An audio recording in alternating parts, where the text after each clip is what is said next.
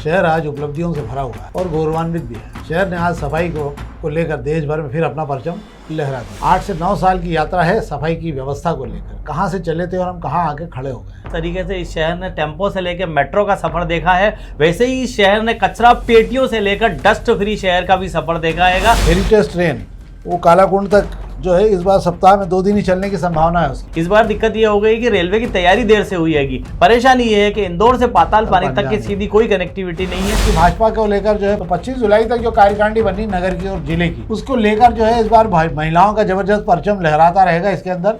और 35% का जो पहले दिनों से चल रहा है 35% जगह जो है महिलाओं को मिलेगी। और इन 24 पदों में 33% का आरक्षण पहली बार नगर बॉडी में दिया जाएगा, संगठन ने तय किया है। और इंदौर के साथ बड़ा खेला हो गया। राजेश जोल साहब की स्टोरी है ये। और पहले स्वच्छता की स्पर्धा से किया बाहर, फिर अंकों के आधार पर रैंकिंग भी नहीं घोषित की गई और अभी तक ये शायद घोषित नहीं हुई है। मियाँ मैं कहूँगी जिस अहमदाबाद का परफॉर्मेंस इंदौर से कमजोर है वो देश का सबसे साफ शहर नंबर 1 दिया गया है।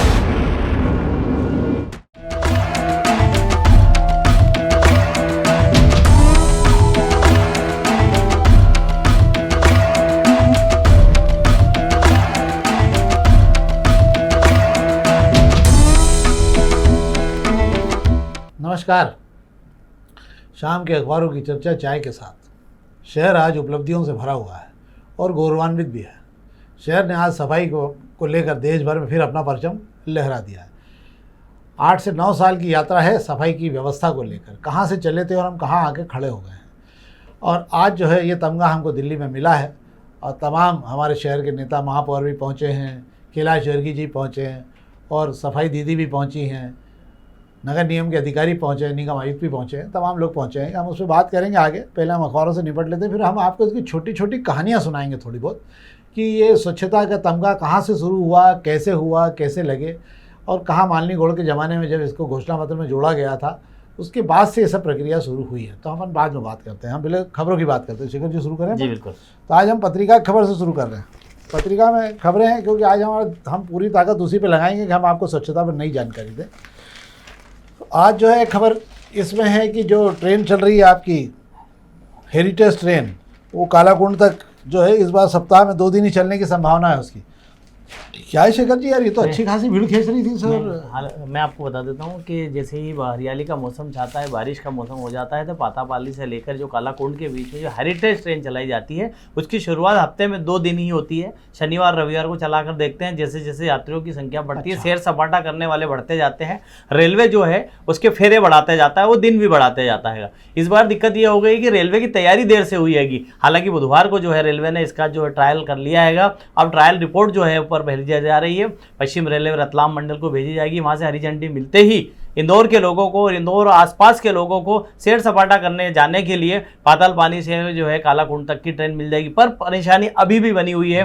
परेशानी ये है कि इंदौर से पाताल पानी तक की सीधी कोई कनेक्टिविटी नहीं है। आपको अपने साधन से जाना होगा। अगर आप रेल से भी मऊ तक जा रहे हैं तो मऊ से भी आपको पाताल पानी तक जाने के लिए व्यवस्था करनी होगी। ये व्यवस्था अगर हो जाती है तो इंदौर और आसपास के लोगों को आने जाने में दिक्कत नहीं होगी, क्योंकि कालाकुंड से लेकर जो पाताल पानी तक की जो ट्रेन का जो सफर है वो जो है वो हरियाली से भरा हुआ है। नायाब है, पहाड़ों के बीच में, गुफाओं के बीच में आपको हरियाली से रूबरू होते हुए आने जाने का मौका मिलता है। शुरुआत में इसके 1 फेरे शुरू होंगे, बाद में कहा जा रहा है कि इसको 2 फेरे में तब्दील किया जाएगा। अच्छा है, लोग इंतजार कर रहे हैं कि हरियाली छा गई है। इंदौर में भले ही पानी नहीं गिर रहा है, आपको मैं बता दूं, इंदौर में भले ही पानी नहीं गिर रहा है, पर इंदौर के आसपास हरियाली छा गई है। खास करके मऊ इलाकों में झरने बह निकलेंगे। तो आप इंतजार करिए। नो डाउट बहुत अच्छा है जाने के लिए। आगे की चोरल नदी पे आप जाके बैठ जाते हैं, ट्रेन खड़ी होती है, तो वाकई बहुत अच्छा परिवार के साथ जाने लायक जगह है। एक बार जाना जरूर चाहिए आपको। अब हम प्रभात खंड खबरों की बात कर लेते हैं। प्रभात खंड की खबरों में हम जो बात करेंगे 2 खबरें हैं। एक तो शेखर जी की भी एक बाई लाइन है इसमें, हमारा इंदौर सबसे आगे इनाम दे रहा है, अहमदाबाद को इनाम मिला इस पर। और रन्नीबाण में भी राजेश जोल साहब ने लिखी, तो हम उधर ही बात कर लेंगे दोनों खबरों पर। और इसके अलावा एक बात जरूर कर लेते हैं हम कि भाजपा को लेकर जो है 25 तारीख को है ना, 25 जुलाई तक, तो 25 जुलाई तक जो कार्यकारिणी बनी नगर की और जिले की, उसको लेकर जो है इस बार महिलाओं का जबरदस्त परचम लहराता रहेगा इसके अंदर। और 35% का जो पहले दिनों से चल रहा है 35% जगह जो है महिलाओं को मिलेगी। तो 7 चौक 28 मतलब वो कितने का 7 8 10 पद चले 8 पद करीब जो है महिलाओं को दिए जाएंगे। 24 पद जो हैं भाजपा की नगर और जिला बॉडी में बननी है, जिसको अहम पद माना जाता है। उसके बाद कार्यकारिणी सदस्य अपनी जगह हैं, पर जो अहम पद हैं उपाध्यक्ष, महामंत्री, मंत्री, कोषाध्यक्ष, मीडिया प्रभारी, सह मीडिया प्रभारी, ये सारे जो पद हैं, इन पदों को मिला लें तो 24 पद हैं और इन 24 पदों में 33% का आरक्षण पहली बार नगर बॉडी में दिया जाएगा। संगठन ने तय किया है। विधानसभा और लोकसभा चुनाव में जिस तरह 33% महिलाओं को आरक्षण दिया गया है, वैसा ही अब भाजपा की संगठन बॉडी में भी 33% महिलाओं को जगह देनी होगी और इसके लिए 8 पद जो हैं नगर में सुरक्षित हो गए महिलाओं के लिए। महिलाओं की बल्ले बल्ले होने वाली है। वजह यह है कि अभी तक नगर बॉडी में इक्का दुक्का महिलाओं को बड़ी मुश्किल से जगह मिलती थी और अब ये हालात हो गए हैं कि अब महिलाएं आपको दिखाई देगी, 8 महिलाएं तो दिखेगी। अब चूंकि 25 जुलाई तक नाम भेजना है, नगर अध्यक्ष सुमित मिश्रा ने विधायकों को फोन गनगना दिए हैं, वहां से नामों की सुगुहाट निकल कर आने लगी हैगी और जो विधायक हैं उनके पास जो है, जो बनने वाले कार्यकर्ताओं, पट्टों, सबकी जो है जी हाजिरी लगने लग गई है, जी हजूरी शुरू हो गई है, किसी भी तरह से नगर बॉडी में जगह मिल जाए। और वैसे इसमें बड़ी चौंकाने वाली बात मैं आपको बता देता हूं कि भारतीय जनता पार्टी का कुनवा इतना बड़ा हो गया है कि एक एक पद के लिए मारामारी है, कश्मकश है और इसके अंदर हालात ऐसे बन रहे हैं कि ऐसे लोग बॉडी में आना चाह रहे हैं नगर बॉडी में जो काफी वरिष्ठ रह चुके हैं। एक नाम जो निकल कर आया, अमरदीप मौर्य का नाम निकल कर आ रहा है, जो युवा मोर्चा के प्रदेश अध्यक्ष थे और उनके प्रदेश अध्यक्ष रहते सुमित मिश्रा, नगर में उपाध्यक्ष थे। अब सुमित मिश्रा की बॉडी में अमरदीप मौर्य की एंट्री होती दिखाई दे रही है मुझे। ऐसे ही कुछ पार्षद हैं जो सुमित मिश्रा की बॉडी में उनके अंदर में काम करने के लिए आतुर रहेंगे। वाह, बहुत बढ़िया बात है कि हालांकि पार्टी में, संगठन में कद का कोई महत्व नहीं होता, क्षमता के अनुसार तय होता है। पर ठीक है, अच्छा है जो भी फैसला हो भाजपा के आज के जो हालात है उसके अंदर जो मिल जाए मौके पे वो ले लें, वरना जगह नहीं बचीएगी। क्योंकि इनका कुनबा तो बड़ा ही, कांग्रेस से आए हुए इतने कार्यकर्ता हो गए हैं कि वे तो लपकने के लिए तैयार बैठे हैं। तो इंदौर में कांग्रेस को कुछ मिलेगा 2-4 बच्चों को? कांग्रेस के जो लोग आए हैं वो जिन बड़े नेताओं के थ्रू आए वो वाकई कब्जा करके कुछ ना पद आ जाते हैं। पिछली बार भी कांग्रेस से आए 2 लोग कार्यकारिणी में जगह पा गए थे। तो चलिए अपन मान लेते हैं कि वो उनका सेटिंग अलग रहता है, वो यहाँ के चक्कर में नहीं पड़ते। देखिए आप ऊपर से नाम आएंगे उनके। चलो तो अब देख लेते हैं जिस खबर पर हम बात करना चाहते थे। सुपर लीग में नंबर 1 घोषित कर राष्ट्रपति ने करवा दिया सम्मानित। 22 शहरों को इस बार पछाड़ा। पिछले शहरों ने, जो पिछड़े हुए शहर थे, उन्होंने तगड़ा मैनेजमेंट किया था और इंदौर के साथ बड़ा खेला हो गया। राजेश जोल साहब की स्टोरी है ये।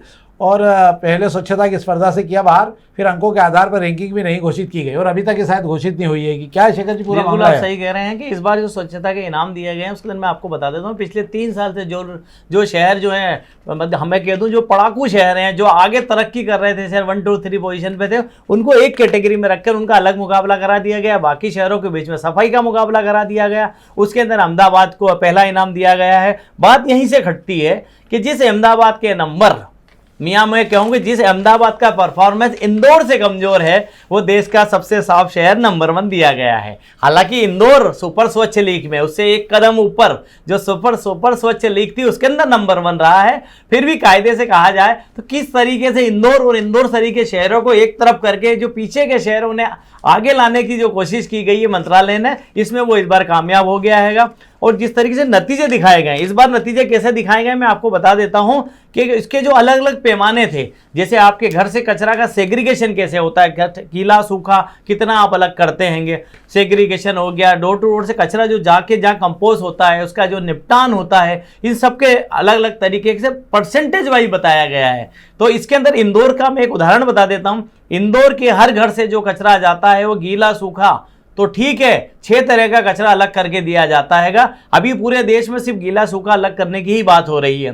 अहमदाबाद इस मामले में 94% काम कर पाया है। 94% काम मतलब गीला सूखा अलग करता हैगा। यही इंदौर की बात कर लेते हैं। गीले सूखे के अलावा 6 तरह का कचरा अलग करता है और इंदौर का परफॉर्मेंस 98% हैगा। अब जिसका परफॉर्मेंस 98% है, उस शहर के मुकाबले दूसरे शहर को आप नंबर 1 दे रहे हैं, तो ये बात वाजिब उठती है। इसलिए इंदौर के लोगों को मैं बता देता हूं कि इंदौर नंबर 1 है और इस बार भी नंबर 1 रहा है। इसलिए ये सोचने की जरूरत नहीं है कि इंदौर को नंबर 1 का ताज नहीं मिला है। इंदौर नंबर 1 ही है, सुपर स्वच्छ लीग में नंबर 1 है और सबका बॉस है इस देश में।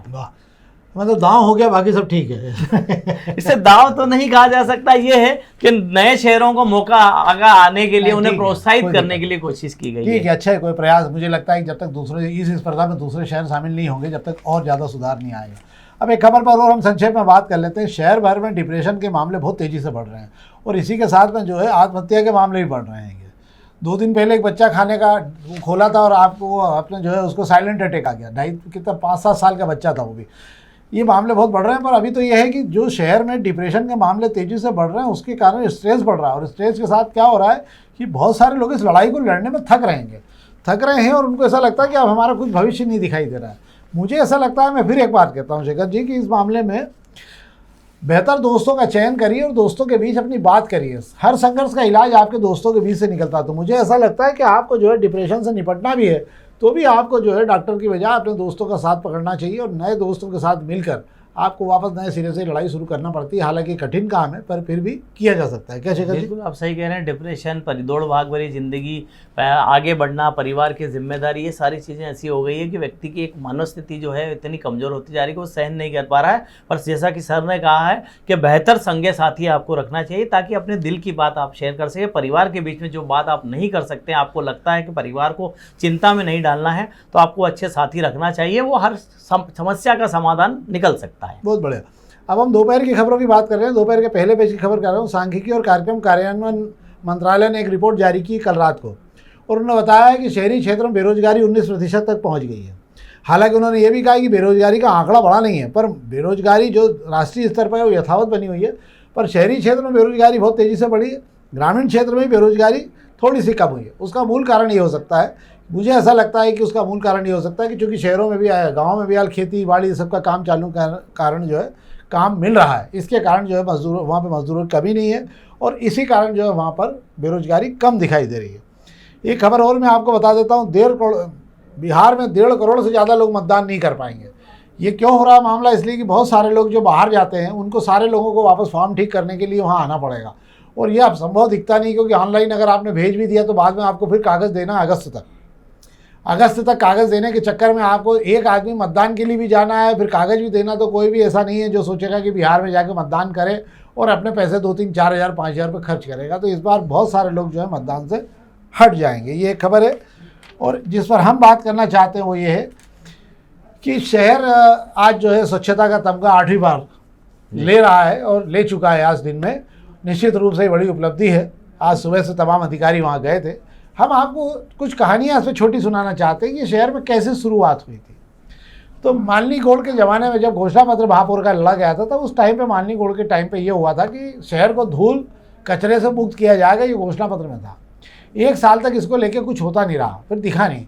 फिर एक तैयारी की गई मनीष सिंह जी के एक टाइम पे, और इसके बाद में जो है ये तय किया गया कि सबसे पहले शहर में जहाँ जहाँ भी कचरे के ढेर लगे, जहाँ कचरा लोग छोड़ जाते हैं जो होते हैं, तो 2000 से ज़्यादा कचरा पेटियाँ थी जिन पर ढेर कचरा लगा रहता था, और 2000 अवैध कचरा पेटियाँ थी जिस पे कोई जाता नहीं था और तमाम कचरा पड़ा रहता था। तो यहाँ से जो है सबसे पहले नगर निगम ने विश्वास जीतने के लिए सबसे पहले बिल्कुल पूरी ताकत लगाई। मुझे आज भी याद आता है, मैं हमेशा कहता था कि मनीष सिंह जी भले ही सवेरे 5 बजे नहीं घूमते हो, पर उनका डर शहर में 5 बजे घूमना चालू कर देता था। और मैंने देखा है कि हम लोग सवेरे घूमने जाते थे तो हमने देखा है ये कि तमाम लोग जो हाज़िरी भराने के भाव खाते थे वे तमाम लोग 6 बजे हाज़िरी भरा के सफाई करने के लिए पहुंच जाते थे, और उन्होंने एक आदत डाली। तो शहर का स्वभाव बदलने का श्रेय जो है वो मनीष सिंह जी को रहा, और उन्होंने धीरे धीरे उस व्यवस्था को सुधारा, बहुत सख्ती की, बहुत जगह उन्होंने कसावट लाई, और एक ये शहर को जो है धीरे धीरे आदत हो गई। हम भी उससे पूछते थे कि आपके जाने के बाद ये व्यवस्था पूरी बिगड़ जाएगी, बोले नहीं, शहर को धीरे धीरे इन सब चीज़ों की आदत हो जाएगी। और आज वाकई शहर का स्वभाव बदला है, तो इसका श्रेय मनीष सिंह जी को जाता है।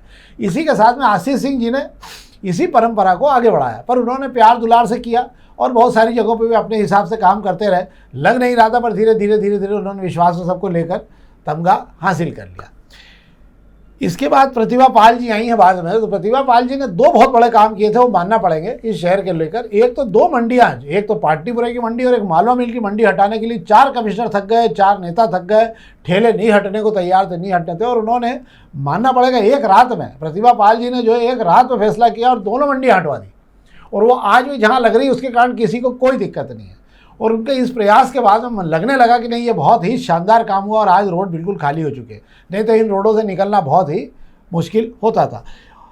एक और बात है आपको बताता हूं मैं कि जो बॉन्ड को लेकर योजना चली थी हमारे यहाँ जो है ग्रीन बॉन्ड आने का जो मामला था, इसको लेकर हमने जब भी पता लगा कि ग्रीन बॉन्ड की योजना कोई एकदम तो नहीं आई थी योजना ये, पर इसको लेकर जो जानकारी हमको दी गई थी उसमें कहा गया कि सबसे पहले ये जानकारी लाए थे मोगे जी किसी कार्यकर्ता ने कहा था कि साहब ये कुछ करो, ये बहुत पैसे जाते हैं अपने बिजली में, मोगी जी सुनते सुनाते ज़्यादा थे सबके कार्यकर्ताओं के, तो उनको लगा कि हाँ ये ठीक है। तो उस दौरान में बातचीत शुरू हुई कि ग्रीन बॉन्ड, पहले तो लगा कि विंड स्क्रीन लगाया जाए, पर उसको देखकर लग गया था कि कोई इसमें पैसा लगाएगा नहीं। पर चूंकि स्वच्छता का तमगा मिल गया था, तो उसके बाद में लोग इस शहर में पैसा लगाने को तैयार हुए। और ग्रीन बॉन्ड को लेकर जो कागजी काम शुरू हुआ था वो मोगी जी के टाइम शुरू हुआ। इसके बाद में जो दस्तावेज बनाने को लेकर प्रक्रिया हुई, उसको आगे आशीष सिंह ने आगे बढ़ाया।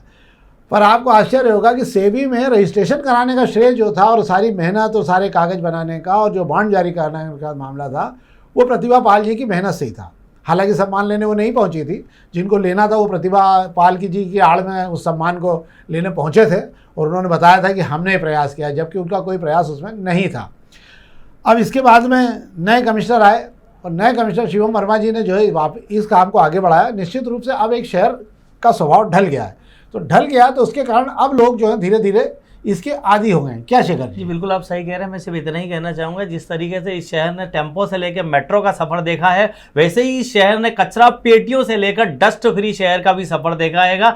ये वही शहर है जहां हाईकोर्ट से फटकार लगती थी कचरे के ऊपर लेकर, अफसरों को वहां हाजिर होना पड़ता था शहर में जगह जगह कचरा देखने को लेकर। अब बात कर लें अफसरों की, अगर आपने बात छेड़ी तो मैं अफसरों की बात करूँगा। मनीष सिंह जी कड़क स्वभाव के कभी अफसर रहे हैं, और उन्होंने जिस तरीके से स्वभाव बदलाने के लिए की जरूरत थी, जिस मिजाज की जरूरत थी, उन्होंने वो अपनाया, और उनके कड़क मिजाजी का असर रहा कि लोगों के स्वभाव में बदल आया। सबसे पहले नगर निगम के कर्मचारियों के स्वभाव में बदलाव आया। उसके बाद आशीष सिंह जी आए, थोड़ा नर्म स्वभाव के आए, उन्होंने प्यार से काम कराया। उसके बावजूद भी इंदौर नंबर 1 आया, क्योंकि स्वच्छता की हमें आदत आ गई थी। फिर प्रतिभा पाल मैडम आई, वापस कड़क स्वभाव की अफसर आई, और उन्होंने उनका जो कड़कपन जो दिखा और उनकी जो शक्ति दिखती थी, वो वाकई शहर में मनीष सिंह जी सरी की दिखाई देती थी। उसके बाद आ गए शिवम वर्मा जी। शिवम वर्मा जी आए तो लोगों को लगा कि और सॉफ्ट कमिश्नर इंदौर में आ गए हैं, पर ऐसा नहीं है। उसके बावजूद भी अगर इंदौर लगातार नंबर 1 आ रहा है, तो इसके पीछे नगर निगम कर्मचारियों की मेहनत है, उनका डिवोशन है, और शहर के लोगों की जागरूकता है